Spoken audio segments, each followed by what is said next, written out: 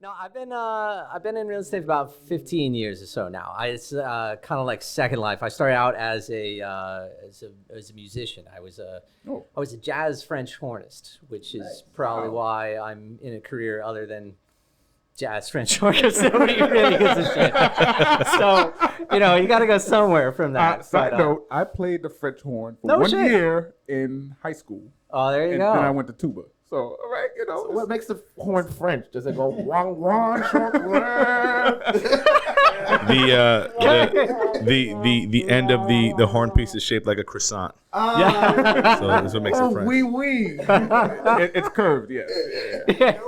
So, nice, I don't actually know what that is, actually. We're like, I'm the stupid one. No, it's good. It's good.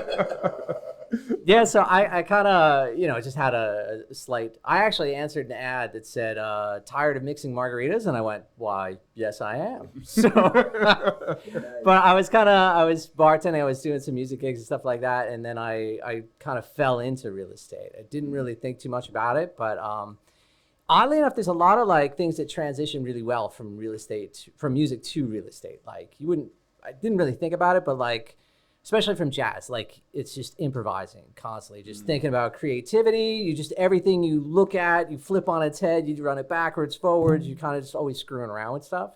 And that really translates well to real estate, because it's just most of the time people don't look at real estate like that. They look at, well, are you qualified? Do you want to buy this? Do you want to buy that? And that's it. You're like, everything's in this little box, but that's not how people are. We never fit into these weird little boxes. So there's so much more to it. And then the other side is the, kind of listening, because it's, music, you just spent years just locked in a small room listening to myself make noises. So you it's just a weird freaking thing, right? But you get kind of really tuned into just really minute details, and it kind of translates well if you turn it to listen to people.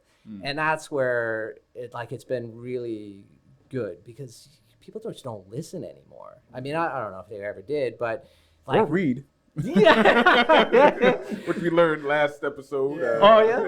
Yeah. We might learn in the future. Yeah.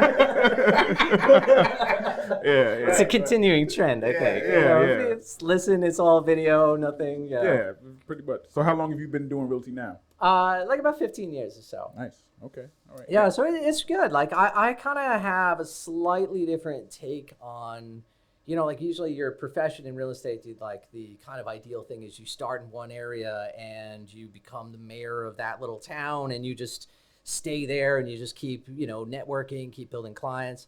This is kind of terrible for my own business, because if I would have stayed in that, I probably would make more money, but I wound up kind of stretching all over, because I really like the investing side of it, because it kind of fits with that creativity. You're always kind of searching for something that's hard to find, or trying to turn, something that maybe isn't that value and turn it into something really valuable. So I wound up kind of chasing around a lot of investors, and we, I did a lot of stuff in Manhattan. Then I went to some of the first stuff I did in Harlem was really where I kind of got some of that stuff. I had this building. I sold his son something, and then he's like, "Yeah, I really loved thanks for helping me out on that. I had this problem." And then he introduced me to this thing, and it's this, it was a new construction condo, but the developer was in jail for fraud. The roof leaked. That's a red flag. Oh my God, this thing was a mess. The finances were a disaster. It's right. unfinanceable. Mm-hmm. But I started just kind of figuring some things out, pushed it along, and we were able to sell that. And then I sold 7 more of his buddies' units from that, because they're just, dude, you got me out of this. I made money. This is amazing. Now they're locked in. Yeah. So you kind of stuff like that is kind of where I started. Then just started popped around, and I've done a lot of. This is where I kind of teamed up with Paul when we got. I was doing stuff in the Bronx, and I don't know anything about the Bronx, honestly.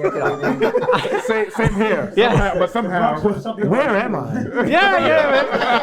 It's Yankee Stadium. I've been there. Yeah. That's it, man. But I had some guys that were buying buildings out there, and we're working on it. And then Paul just freaking loves the Bronx, and so we started working together. He was doing a lot of the showing. We were kind of working together on that, and we do a lot in Lower East Side still, some stuff in Harlem. So we just kind of had a really good symmetry on this. It's a interesting mixing of a couple different worlds.